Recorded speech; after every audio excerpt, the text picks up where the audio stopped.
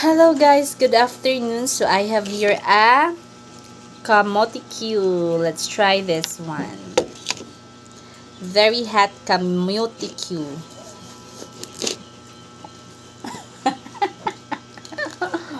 Mmm. So good. Kubig asukal. Hmm? Kubig asukal. Mmm. Matandong.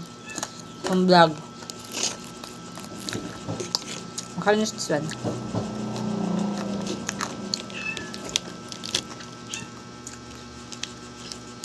Ito ang paniudto ko guys. I am on a diet but no rice at all. Just plain kamote. Tama to, okay rin.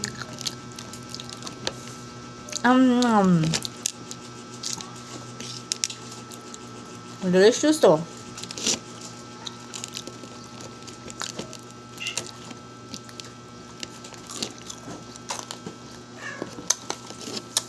Hindi, mahanta.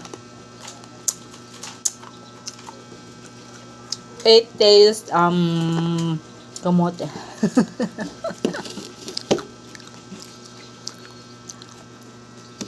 Ito, grabing katamis, guys.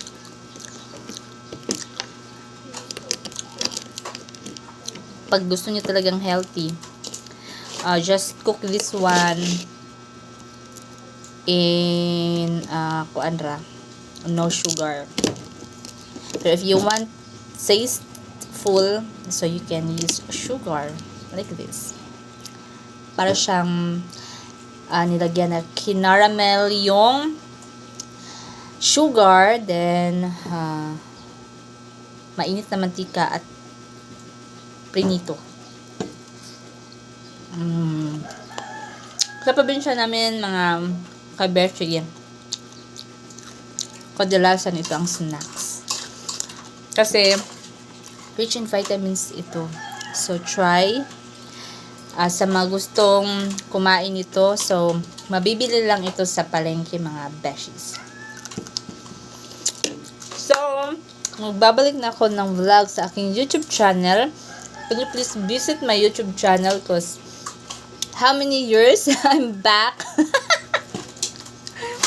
Mag-a-upload ako ngayon sa aking YouTube channel because I know na mimisin nyo ako. So, for the welcoming of my new vlog, let's eat kamote Q. Kamote Q. And it feels so much delicioso. Grabe. Mayroon pang nagdagan pa. So, 2 plates na kailangan natin maubos ngayon. Alam niyo mga kabeshis, favorite ko kasi ito. Kaya, nag-request ako na lutuan ako ng kamote Q. So, ito lang. Wish granted na, mga kabeshis. So, mag-upload ako ng panibagong video sa aking YouTube channel kasi namimiss ko kayo. So, now, stay tuned and I will be right back. Bye-bye!